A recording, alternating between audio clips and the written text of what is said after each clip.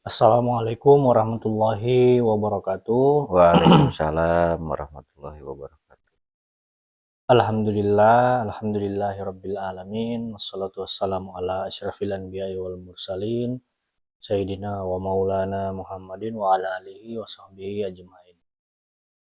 Alhamdulillah kita kembali bertemu di channel Jalan Ketuhanan di Cafe Supi, ngobrol ma'rifat sambil ngopi. Nah, pada kesempatan kali ini kita akan mengangkat tema yaitu belajarlah mati sebelum mati, atau ayatnya mutu qabla anta mutu. Karena setiap yang berjiwa akan merasakan kematian, atau setiap yang bernyawa, sebagaimana dijelaskan di dalam Al-Qur'an ya, di 3 surah.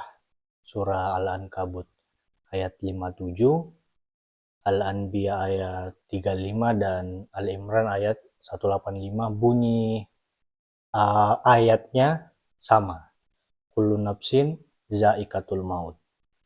Nah, mati yang seperti apakah yang dimaksud? Mati sebelum mati.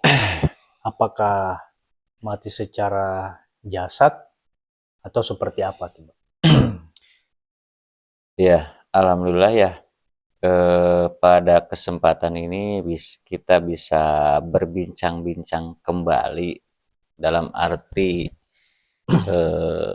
kita ngobrol makrifat sambil ngopi di Cafe Supi ya. Ya, Nah, dengan tema yang sangat menarik mengenai tentang kematian ya. ya, Karena memang kematian itu sangat pasti, bahkan ada beberapa ayat yang menerangkan tentang kematian. Nah, makanya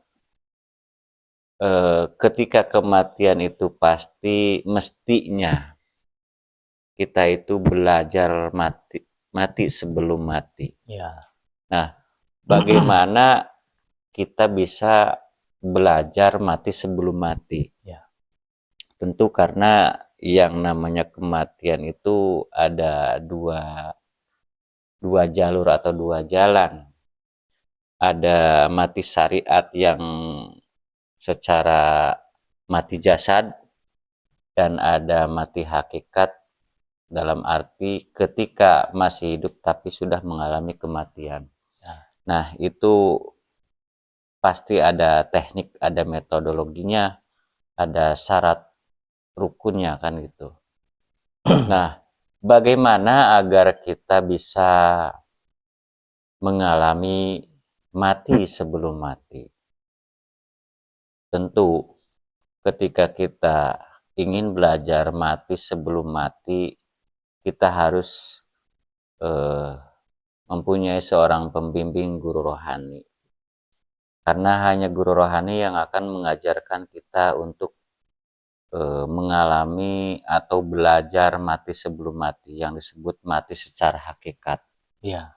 Nah, dengan belajar mati secara hakikat itulah saat kita masih hidup di dunia, tapi kita bisa menembus alam ruh atau alam akhirat. Makanya alam akhirat itu bukan lagi cerita, Ya, omong kosong ya. Memang harus kita buktikan saat kita masih hidup di dunia.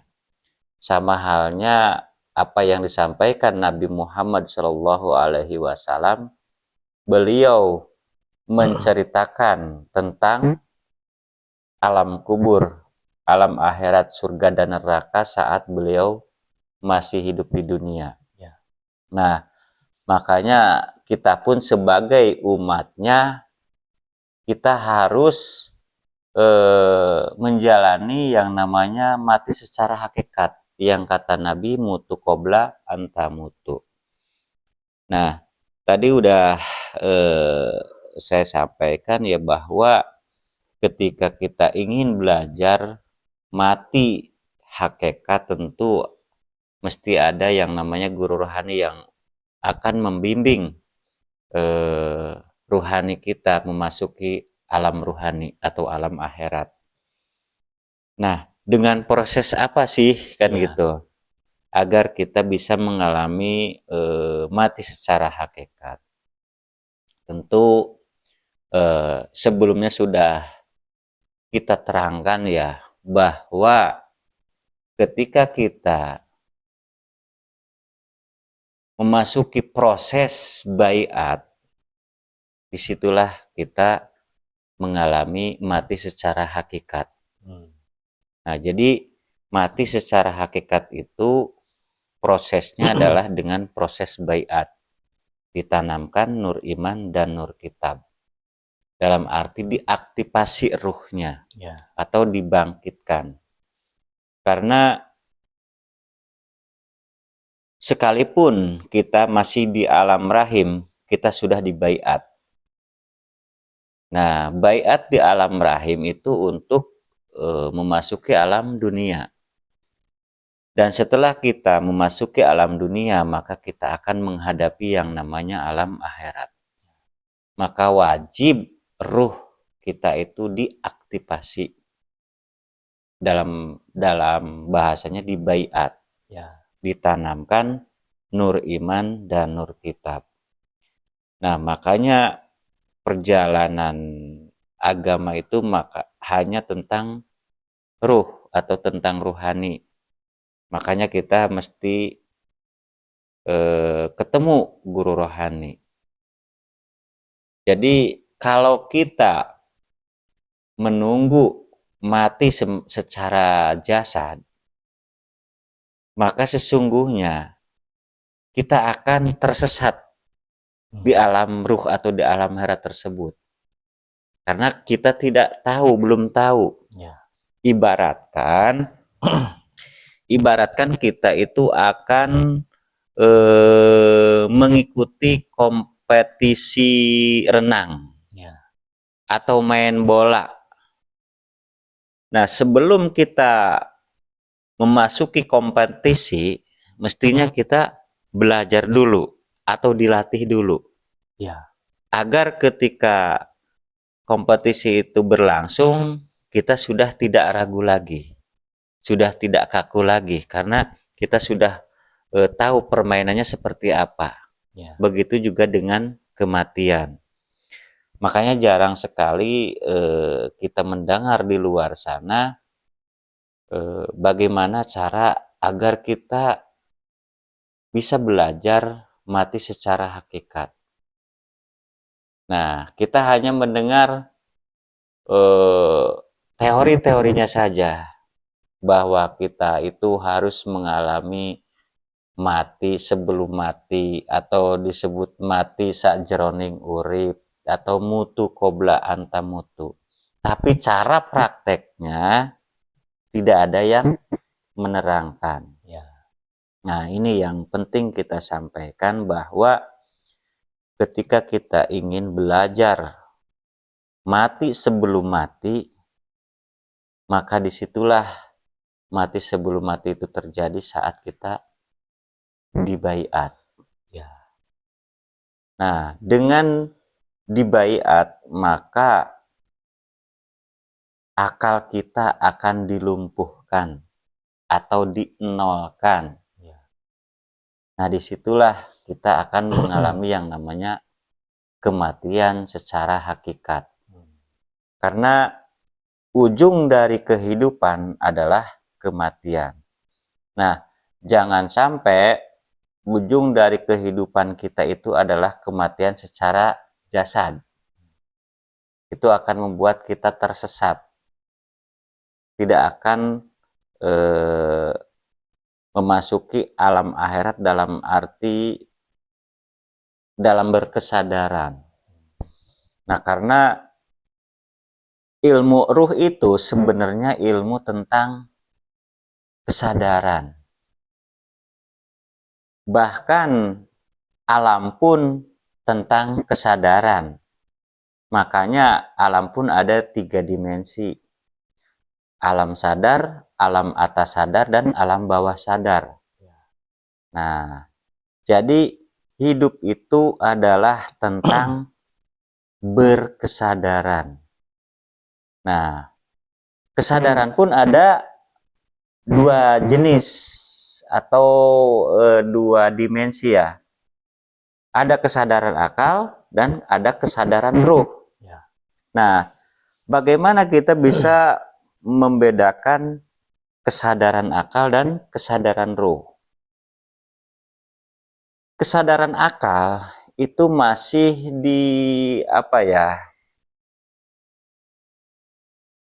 dikelola oleh akal atau pikiran. Ya. Dalam arti masih diprogram dengan keinginan. Itulah kesadaran akal. Contoh dalam spiritual ya, ketika kita ada kemauan dalam arti mau memprogram sesuatu, itu mesti dengan keinginan. Contoh, misalkan aku mau ya, entah itu aku mau sakti, aku mau sukses, aku mau kaya dan lain sebagainya. Nah, jadi itu kesadaran yang terprogram dari akal pikiran. Nah, itu memang kadang mewujud, Mas. Tapi kesadaran itu bukan kesadaran di atas sadar yang datangnya dari Allah. Melainkan ketika kesadaran akal itu datangnya dari gelombang selain Allah atau disebut gelombang iblis. Nah, di situ maka kita harus hati-hati ketika kita belajar tentang spiritual. Karena banyak para pelaku spiritual yang terjebak dengan yang namanya gelombang di alam bawah sadar atau gelombang impra.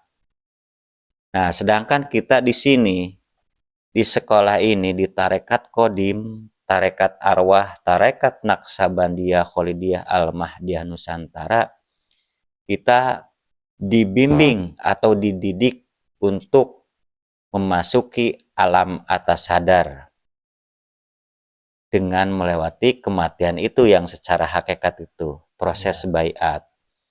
Karena alam sadar ujungnya adalah kematian. Nah, bagaimana kita agar sewaktu kita masih di dunia tapi ruh sudah bisa menembus alam ruh. Nah, itu tadi prosesnya dengan baiat. Ya. Nah, makanya setelah ada kematian, selanjutnya adalah ceritanya tentang alam kubur. Ya. Nah, ketika kita sudah baiat, selanjutnya yang mesti kita praktekkan adalah zikrullah. Ya. Zikrullah itu bisa kita lakukan dengan sendiri, berjamaah, dan ada juga zikrullah khusus, lil khusus, yang dilaksanakan pada saat suluk. Nah, saat suluk itulah kita memasuki yang namanya alam kubur. Dan disitulah pertanyaan alam kubur itu terjawab. Nah, terjawabnya pertanyaan alam kubur yang digambarkan atau diceritakan akan ditanya oleh malaikat Munkar wa Nakir itu bukan dengan jawaban lisan, tapi melainkan dengan praktek. Nah, makanya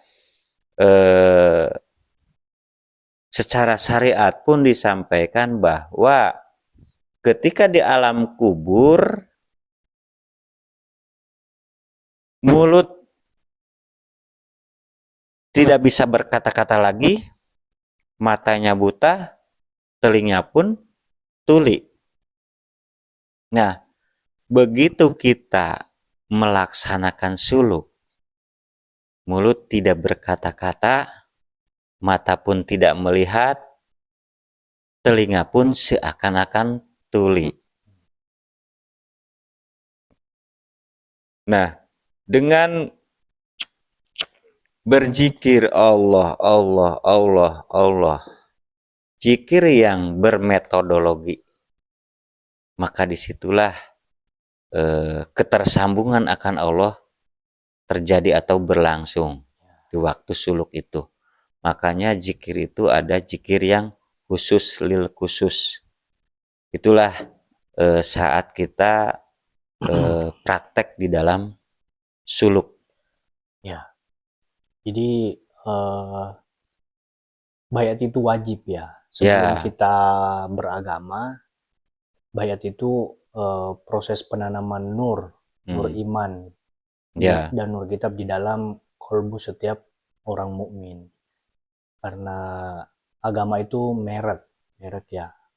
Iman itu adalah isi dari agama itu sendiri. ya, kodimnya. Maka sebelum kita terlalu jauh dalam beragama ya, entah itu melakukan ritual atau amalan, maka kita harus melewati proses bayat itu, atau tadi dijelaskan mati sebelum mati, karena Nabi pun melewati proses bayat itu. Ya, Sebagaimana dulu Nabi Muhammad oleh malaikat Jibril dibelah dadanya, dicuci kolbunya, kemudian ditanamkan nur iman dan nur kitab. Itulah proses bayat itu. ya, Maka kita pun mestinya melalui atau mengikuti proses bayat itu juga, seperti nampak jelas dari Nabi Muhammad SAW. Karena tanpa ditanamkannya nur iman di dalam kolbu kita, maka sesungguhnya kita belum beriman, Pak. ya, Karena betul. iman itu tidak cukup hanya sekedar ucapan saya ini beriman. Ya, Ucapan atau keyakinan tidak cukup. Karena di zaman Nabi pun ada seorang Badui ya yang menghadap kepada Nabi Muhammad SAW, dan itu sezaman dengan Nabi, berhadapan langsung, bertemu langsung dengan fisiknya Nabi Muhammad, dan mengatakan, ya Rasulullah, saksikanlah saya telah beriman padamu. Kemudian Nabi Muhammad berkata, belum, kamu belum beriman, iman belum masuk di dalam dirimu. ya, betul. Artinya bahwa iman itu tidak hanya sekedar pengakuan, keyakinan, atau ucapan ya. Jadi iman itu mesti ditanamkan di dalam kolbu kita. Itulah proses bayat itu, atau dibangkitkannya ruhani kita. Itulah hari kebangkitan yang sebenarnya. Ya, makanya ibadah pun diwajibkan itu hanya kepada orang-orang yang beriman. Ya, karena Nah, bunyi ayat, kenapa ibadah itu diwajibkan hanya kepada orang-orang yang beriman? ya, Karena orang-orang yang beriman adalah orang-orang yang sudah dipilih, ditunjuk, dan dikehendaki. Dalam arti orang-orang yang beriman itu sudah ada ketersambungan akan Allah. ya, ada hubungan. Nah, makanya ibadah itu tidak asal-asalan ya. Asal ibadah, sholat, puasa, zakat, haji, dan seterusnya ya. Karena yang namanya ibadah itu bukan tentang sholat, puasa, zakat, dan haji. Ketika kita sudah ada ketersambungan atau keterhubungan akan Allah, maka apa yang kita lakukan itulah ibadah. Ya. Nah, maka sebelum kita beribadah, carilah alat penghubung atau gelombang Tuhan. Kita menyebutnya gelombang Tuhan ya. Ya. Karena beribadah itu bukan tentang fisik, Ya. tapi metafisik dalam arti ruh. Nah, makanya terhubungnya manusia dengan Tuhan itu bukan dengan ibadahnya, Ya. bukan dengan kebaikannya, tapi hanya lewat nurnya. Maka nurnya akan sampai atau terhubung akan Yang Maha Nur atau Allah itu sendiri. Ya. Jadi ketika kita belum punya hubungan atau belum ada ketersambungan akan Allah, maka ibadahnya pun akan menjadi malapetaka baginya. Ya. Itu sangat mengerikan, Mas. Makanya sering kita sampaikan bahwa beribadah itu tidak asal-asalan. Beragama itu tidak asal-asalan. Mesti melewati syarat rukun, cara dan jalannya. Dan kita mesti tahu alamatnya. Ya. Karena ibadah itu bisa kita gambarkan seperti kita mengirim sebuah paket.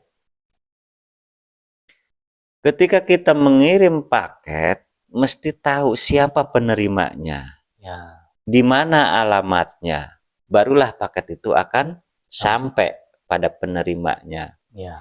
Tapi ketika kita tidak tahu penerimanya, tidak tahu alamatnya, maka sekalipun paket itu nyampe, tapi tidak tepat kepada orang yang kita tuju. Nah, begitu juga dengan ibadah. Ya. Ketika kita beribadah sudah tahu caranya, jalannya, alamatnya, dan penerimanya, maka secara otomatis ibadah kita pun akan tersambung. Ya. Nah, itulah yang disebut metodologi agama atau cara prakteknya beragama. Ya. Makanya ritual atau amalan apapun yang kita lakukan di dalam agama, ya apapun agamanya, Iya. ya harus itu tadi, ketemu metodologinya. Metodologi itu ada ketersambungan akan Allah. Karena di baliknya ya sering kita sampaikan, Pak, ya. Ya. Di baliknya metodologi agama itu ada wasilah, namanya Wasilah. sistem wasilah, di mana wasilah itu ada Allah, Rasul, dan ulil amri minkum. Maka ulil amri minkum itulah seorang utusan Allah di dunia ini. Dan kita pun berhubungan dengan Allah lewat utusannya. Dan dia hanya seorang. Bukan banyak ya, hanya satu orang di setiap zaman. Termasuk di zaman ini. Jadi dari zaman Nabi Muhammad SAW terus diwariskan ya, estafet kerasulan sampai zaman ini, zaman kita. Ya. Maka itulah yang mesti kita temukan. Nah, tapi sebelumnya itu ya itu tadi, harus kita melalui proses bayat itu. Ya, betul. Ditanamkannya nur iman dan nur kitab kitab di dalam kolbu kita. Betul. Ya, kembali lagi ke tema awal ya, Mas. Wajib kita belajar mati sebelum mati. Karena sudah jelas diterangkan dalam beberapa ayat bahwa setiap yang bernyawa akan mengalami kematian. Ya. Nah, agar setelah kita mengalami kematian tidak tersesat atau tidak kesasar, maka sebelum mati secara jasad, kita harus mengalami mati secara hakikat. Ya. Nah, prosesnya yaitu tadi dengan dibaiat. Bahkan ada keterangan bahwa ketika seseorang meninggal tidak terkalung baiat di lehernya, maka sesungguhnya dia mati secara jahiliyah. Ya. Itu artinya ketika mati belum dibaiat, secara ruhnya itu tidak bisa menemukan jalan kembali kepada Yang Maha Roh. Ya. Maka wajib kita untuk belajar mati sebelum mati. Ya. Maka ya mestinya itu sudah wajib Pak ya hukumnya ya. Wajib, ya wajib. Tidak bisa tidak ya Pak. Bahkan itu sebenarnya syarat rukun untuk masuk bertarekat. Nah, tarekat itu kan jalan, jalan menuju Allah. Itu berarti diawali dengan proses baiat. Nah, karena agama itu sering sudah kita sampaikan bahwa agama itu adalah hubungan dengan Allah. Nah, makanya beragama itu mesti bertuhan. Ya. Dan sebenarnya sebelum beragama mesti bertuhan dulu. Baru beragama. Ya. Kalau beragama belum tentu bertuhan, tapi ketika bertuhan sudah pasti beragama. Ya. Jadi apa kesimpulan yang bisa dijadikan kesimpulan pembicaraan kita nih Pak? Ya. Di tema kali ini. Untuk kesimpulannya dalam tema belajarlah mati sebelum mati, intinya kita harus dibaiat. Itu kesimpulannya ya. Karena dengan proses baiat itulah kita akan mengalami mati sebelum mati atau mati sajroning urip. Ya, atau kata Nabi, mutu qobla anta mutu. Dan berbaiat pun mesti kepada ulil amri minkum yang berwasilah. Sekalipun baiat tapi tidak kepada ulil amri minkum yang berwasilah, maka berbaiatnya pun tidak ada hubungan atau tidak ada ketersambungan akan Allah. Dalam arti baiatnya kosong. Tidak ada hubungan atau tidak ada sambungan akan Allah. Maka wajib kita mencari sampai ketemu dengan ulil amri minkum yang berwasilah. Ciri-cirinya ulil amri minkum yang berwasilah sering kita sampaikan. Poin-poinnya ulil amri yang berwasilah sering kita sampaikan. Hanya tinggal mencari sampai ketemu. Lalu dipraktekkan.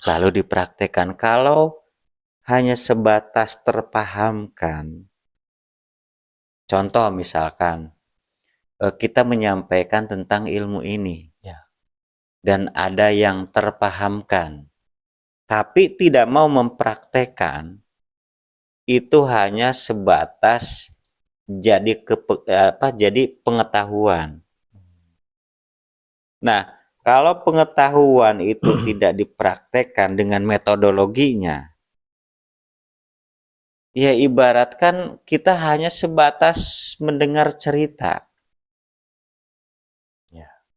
Itu tidak ada hasil. Jong. Makanya di sini di sekolah ini full praktek menjalankan metodologi agama melalui syarat rukun, cara dan jalannya. Inti dari tema tersebut atau poin dari tema tersebut untuk mengalami mati secara hakikat atau mati sebelum mati itu mesti dibaiat oleh ulil amri minkum yang berwasilah. Nah, di manakah ulil amri minkum zaman ini? Nah, itu. Nah, sebenarnya ketika kita tidak menunjukkan pun mestinya jeli yang mendengarkan. Oh, jangan-jangan di sini dong, kan gitu.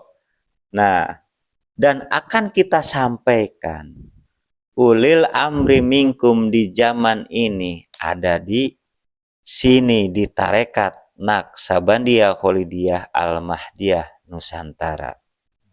Nah, ketika kita sudah menyampaikan, itu kembali lagi ke diri masing-masing. Ya. Ya, percaya silahkan, nggak percaya pun nggak apa-apa. Tapi ya, kalau saran kita itu jangan ikuti kami. Karena memang kami itu dianggap sesat. Bahkan mursyid kami pun dianggap mursyid palsu. Ya. Itu. Jadi ya gak usah ikut-ikut lah. Tapi kita menyampaikan ilmu ini dengan ilmiah. Silahkan. Kalau memang tertarik ya monggo kan gitu. Ya. Kalaupun tidak tertarik ya jangan memaksakan diri untuk tertarik. Ya. Makanya ketika kita belajar dalam arti kita masih proses pencarian, jangan pernah melihat siapa yang menyampaikan dan jangan pernah melihat bagaimana cara menyampaikan. Ya. Tapi lebih ke apa yang disampaikan. Itu yang mesti kita jalani. Karena kebanyakan umat di akhir zaman ini akan melihat siapa yang menyampaikan. Nah, dalam arti dalam arti melihat siapa yang menyampaikan itu akan melihat dari penampilan, Ya. dari gaya bicara. Nah, banyak yang menganggap ketika penampilannya agamis, terus menyampaikan ilmunya secara lemah lembut, itulah yang dianggap atau dijadikan panutan. Nah, padahal belum tentu dengan gaya yang agamis, bahasa yang lemah lembut, itu punya hubungan akan Allah. Ya. Karena iblis menggoda umat manusia itu dengan cara yang halus, bahkan dengan bahasa yang lemah lembut dan menjanjikan. Maka berhati-hatilah ketika kita belajar untuk menuntut ilmu agama. Karena ilmu agama itu bukan tentang ilmu akal, bukan tentang ilmu pengetahuan. Ilmu agama adalah ilmu ruh, yang jelas kita akan diajarkan tentang ilmu keruhanian agar ruhani kita terbimbing, terarah, dan akan dihantarkan kepada yang maha ruhani, yaitu Allah Subhanahu wa Ta'ala. Ya. Ya, sudah sangat jelas ya. Tadi dijelaskan tentang belajarlah mati sebelum mati. Mungkin itu Ya, perbincangan kita pada ya, ya. kesempatan kali ini. Nanti kita akan bertemu lagi di kesempatan berikutnya dengan tema yang berbeda. Ilahi anta maksudi waridoko madlubi. Wassalamualaikum warahmatullahi wabarakatuh. Waalaikumsalam warahmatullahi wabarakatuh.